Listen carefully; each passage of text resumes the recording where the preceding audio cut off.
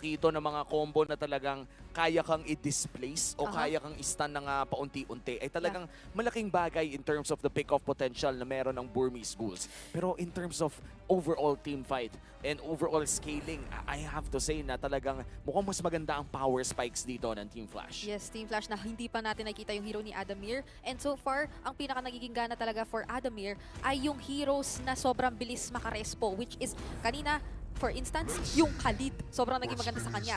And it seems like mabilis pa rin naman ang magiging respo ng hero niya dahil Arlot ang mapapasa kamay niya and they will be completing their draft with the Kufra. So, nagkatotoo pa din na dahil nga doon sa nakita nating digiban, gusto nilang makakuha ng hero na ma-set up in the form of the Kufra.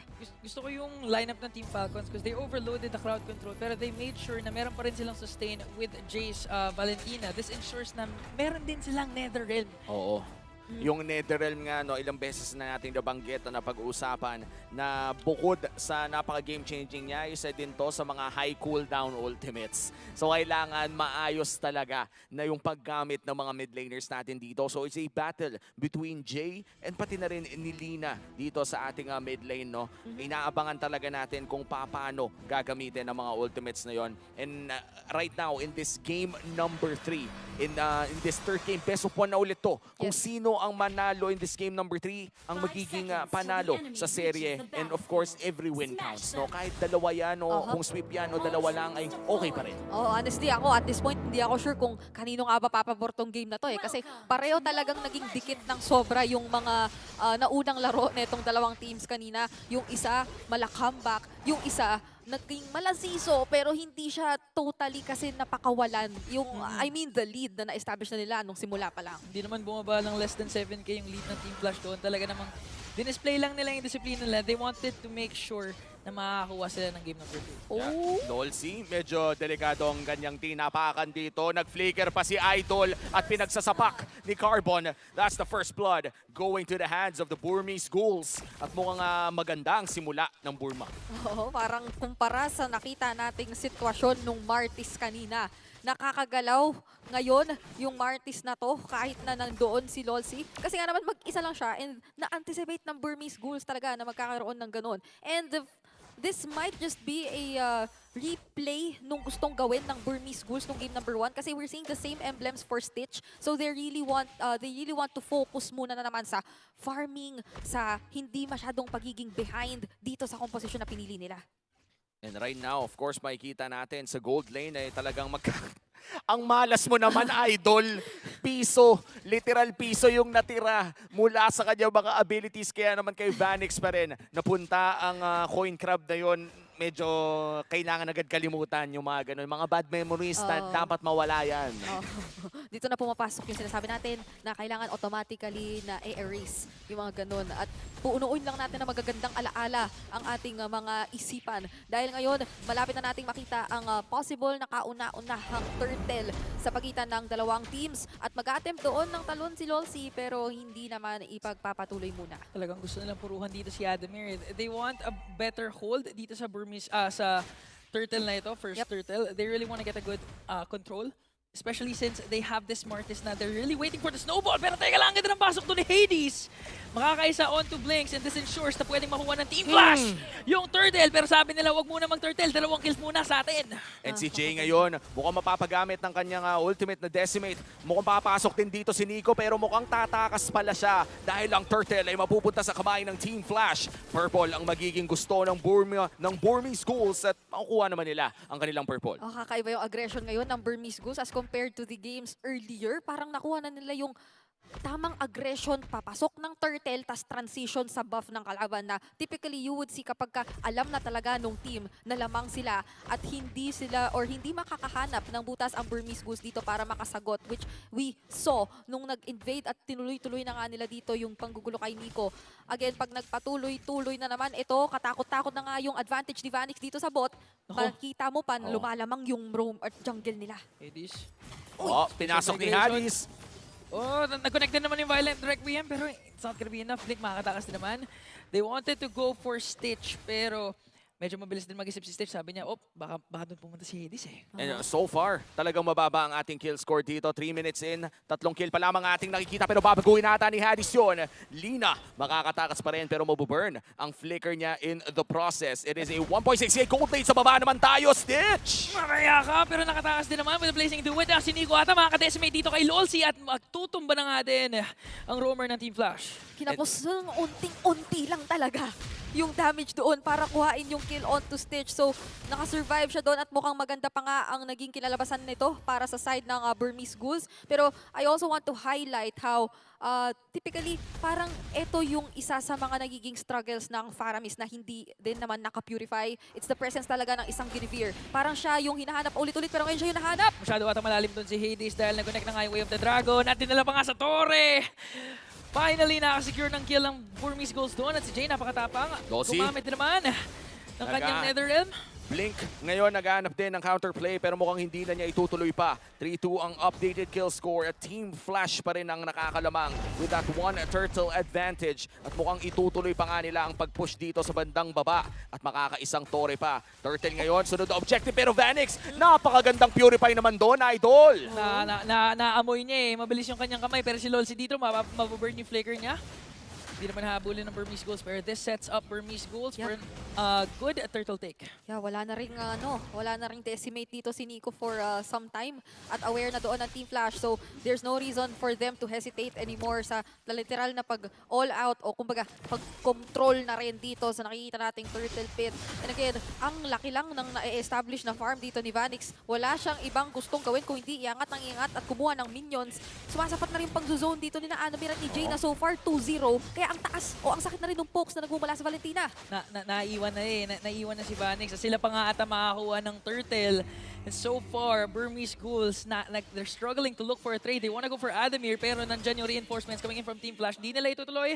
And Team Flash extends the lead with a 2.4k gold lead. So far, a great game for Jay. Hades nakahanap ng isa. Carbon, bibigyan ng parang ganun lang. Evens out the kill score. Team Flash as we head on to a short troubleshoot kung ano mang nangyayari dyan. But right now, Team Flash, lamang ng 3,000 after a series of great plays mula kay Jay at sa iba pa. Nag-try kasi maghanap si Carbon ng trade. Yun tuloy, siya yung nahanap ng dalawa. Naunahan. Ano yun? Pakito ka ni. Siyempre Oo. parang ikaw yung may kapasidad na maghanap ng pwedeng talagang ref jab, right jab, gano'n. Paano? Buti na lang wala ng camera. Ay, ano ba? Ano bang ginawa ko? Hindi, Oo. okay lang. Wala namang camera. Wala na. Hindi naman na nakita. Oo, hindi naman nila nakita. Pero sa ngayon, inaayos na nga po. We still want to ensure, of course, the best experience for our players. Especially, this is such a big tournament. This is the M series na M5 na nga natin dito. Kailangan komportable ang ating mga manlalaro. Tsaka, kaya naman nandyan ang ating mga marshals na pinakilala pa natin kanina. So, best believe na after 3 minutes or less, kanina nga, 2 minutes pa lang yung counter. Bumalik na tayo sa ating laro. May chance iniabangan lamang natin kung anong oras tayo babalik at nagre-ready na nga ulit ang Team Flash. Inom muna ng tubig. Kayo din. Kung kami, iinom din kami ng tubig pero mamaya na yon. Ano muna eh. At pagka ganito parang ano ka eh, no? Mapapa-reflect ka din talaga. Muni-muni muna. Muni-muni, ano bang dapat nating gawin moving forward? Parang nasa na ba tayo? Parang ano ba yung mga Parang susunod nagiging na hugot na yan, steps? Hindi naman.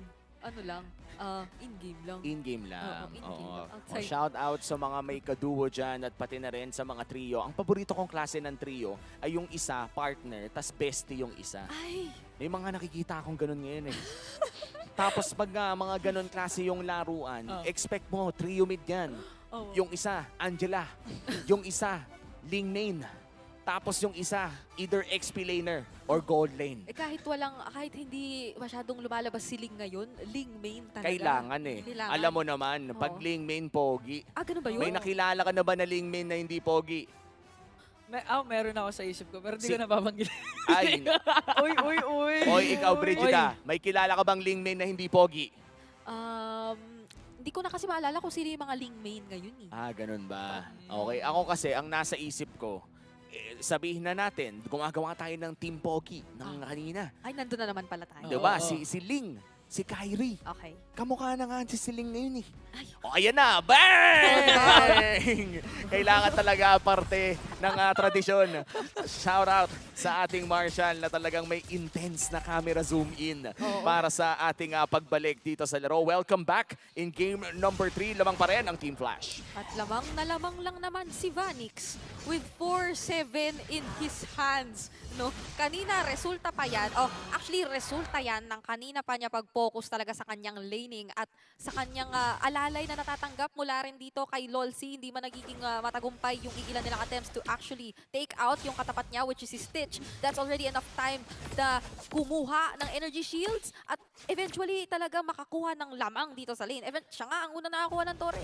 Ito yung itsura ng game number 2 eh, with the jungler specifically, Martes and Guinevere. Pero ang difference dito, sa Burmese Ghouls, Nico, nakapatay na siya and so far nakakapalag siya. So this time, Burmese Ghouls needs to prevent what happened nung game number 2, which was hinayaan nila mag-snowball yung Team Flash. Hindi sila nakahanap ng trade. And so far, medyo nangyari na yun ngayon, kanina eh. Oo, and right now, even if pantay ang ating kill score, hindi masyado nakaka-objectives. In fact, wala pa palang objective. Yep. Ang Burmese Ghouls still 0 on the turtles, 0 on the turrets. Napakagandang macro game mula sa Team Flash. 10 seconds bago lumabas ang ating third and final turtle of the game. At mukhang may kalamangan sa pwesto sa ngayon ang Burmese Ghouls. Ito na yata yung parang sobrang nakakapitalize nila yung advantage nila kapag may winning lane sila. Parang sobrang nakakuha na nila yung tempo na pumapabor sa kanila overall dito sa mapa. And nagtatranslate naman din siya sa tuloy-tuloy lang nila na aggression na binibigay dito kontra sa Burmese Ghouls. Hindi natin nakikita yung mga instances na parang mag-aalangan dito si Vanix kung nasan ba si Carbon, nasan yung Pakito. Hindi sila masyado pang nag-aalala sa ganung mga sitwasyon kasi si Lolsi pa ang nakakauna. Mortal Coil na nga dito para mag-try and Wow! for that turtle para rin si Pakito. Carbon, ang ganda. Oh, look at the jump. Coming in from Hades at double kill na coming from Vanix. At mukhang sila pa makakasecure ng kahuli-huli ang turtle. Wala pa rin ang bawi ang Burmese Ghouls. Kakaiba naman kasi yung mga agawan na nakita natin, no? Akala ko lamang na yung Burmese Ghouls doon with the Pakito Yeah. combo. Pero ba't nagkaganon? Parang ang mas lutang na agaw na nakita natin doon o mas litaw ay yung agaw nung Netherrealm na nagmula talaga dito kay Jay. Dahil if it weren't for that, expect mo na talagang yung sunod-sunod na pagsusuntok na rito ni Carbon yung magiging magiging pangpanalo nila doon sa team fight and eventually possibly the turtle take. But still, dahil doon sa clutch Netherrealm na kinopya at pinrovide dito ni Jay, they were still able to take the upper hand at gusto na nga yata nilang tumuloy na naman kung objectives lang ang usapan, sagad-sagaran. Napakabilis. Wala pa ring objective na nakukuha ang Burmese Ghouls. Well, Team Flash, even if mababa ang ating kill score, ay napakataas na ng kanilang gold lead. Already 6,000 ang lamang ng Team Flash. At tignan mo naman yung gap dito sa gold lane. Oo. 5.8 to 7.6. Hindi ako magaling mag-math pero alam kong malaki yan. Oo, parang kahit ako hindi rin ako magaling pero nakikita ko tatlo na yung core items dito na hawak ni Vanix. So malaki-laki na yata yun eh. Bilangin mo na lang talaga yung items, pati pansinin mo kung gaano katapang si Vanix. Tignan mo, kahit 4 yung katapat niya. May tiwala din siya sa Team Flash. Nandiyan si Lolsi, pati si Hades, and now Team Flash. Although, ganito yung itsura ng game number 2, sure ako ayaw nilang umabot ng late game to mamaya dahil may Cloud Stitch eh. Ayo. Yung Claude pa rin talaga isa sa mga problema. Minsan iniisip ko, si Carbon, buti na lang nakatakas doon. Si Blink hindi na. Pumikit lang ako saglit. Pagbukas ng mata ko, patay na. Finally, nakahanap ng trade. Nakahanap ng trade doon si Stitch. It's gonna be on to Hades. Medyo nag-overextend. Pero Team Flash, inuubusan na talaga ng resources yung Burmese Ghouls sa sarili nilang jungle. No, nagugulat nga tayong makita na hindi rin nakakapag-angat masyado ng waves or lanes si Carbon. Tapos may isa na naman yatang simula ng team fight. Ooh, what a set coming in from Lolsi. Pati na rin may kasama pang Netherrealm. And now, tuloy-tuloy ang Team Flash. Wow! Nakapag-create dito si Vanix at nahuli nga doon si Lina. Si Ademir ayaw tataran si Stage pero dito si Blake. Oh! Off-angle way of the dragon. Nako, Team Flash. na-stickerang nga pa. Off-angle wave the dragon plus the sticker. Emotional damage mula dito kay Adamir. At ayun, real talk damage pero tinakot lang niya tinakot lang niya yung Burmese Ghouls. Oh, yan pala yung combo, no? May kasamang sticker talaga. Pag nagkamali yung kalaban mo, stickeran mo. Pero Tip of the day. grabe din kasi yung final slash na ginawa doon netong si Adamir eh. Dinala niya, nilapit niya lahat. Kinailangan tumakbo na lang bigla yung Burmese Ghouls. And ito na naman, final slash. Grabe, pati yung orange buff nasama. Ganun talaga kalakas itong si Adamir. And unti-unting nahihirapan na lumabas ang Burmese Ghouls. They're gonna resort to split pushing. Pero mamaya makikita niyo si Adamir, iikutin na naman niya yung buong mapa to prevent Burmese Ghost from doing that play. Oh, and right now, lumalaki lang ang Team Flash lead. Talagang umaabot na nga ng 8,000. Hindi tatama ang final slash pero makakapag-clear siya ng mga minion waves. Yep. Habang may 2 waves na nagpo-push sa mid at sa baba para sa Team Flash. Mukhang papaabutin na ata ng 10,000 ang lead na to. Nagsiputukan na ang mga blessing ng mga turret. That's 1 inhibitor turret down. At nakadepensa naman ata sa may bandang mid lane blink. Sino ipapabalik? Si Hades. Pero si Hades yan, nasustain din naman. Netherrealm, maaga nagamit ng Burmese Ghouls. Inhibitor turret in the middle lane is down. At meron pa silang minion wave na paparating sa mid. Yup, luckily na depensahan nila yon even without the presence of Carbon. Pero ngayon medyo kailangan yata nila magdoble ingat kaso si Lolsi yata yung malalagay sa alanganin. Kapiso na lang ang buhay na natitira and look at Carbon. Talagang pinaninindigan niya to para walang magawa ang Team Flash kahit na nakababad sila sa base ng Burmese Ghouls. Grabe, nabigyan na ng German Cat. Pero meron pa rin namang wave sa may bandang ibaba. Here comes Adamir, finds Nico. Jay. Oh, tumumba na nga pala si Nico. And now si Lina talagang hinahabol doon pero nakasiba this time si Blink. Oy! Off angle way of the dragon na naman. Si Hades bumawi doon with spatial migration. Dalawang nawala sa Burmese Ghost. At parang paparating pa lang dito si Carbon. Pero hindi niya masusustain yung ginagawa ngayon ng Team Flash. Lahat ginagawa niya. Pero siya din naman ay tutumba. Killing spree from Jay. Team Flash can easily end this game number 3. Tingnan natin kung matatapos na ba nila. Lina Stitch against the world. At si Vanix na nga ay nag-tower lock to show the world that Team Flash is here to stay. A 2-1 victory para sa Team Singapore, Team Flash. Magandang panimula para kila Hades at kila Adamir. Talagang makikita natin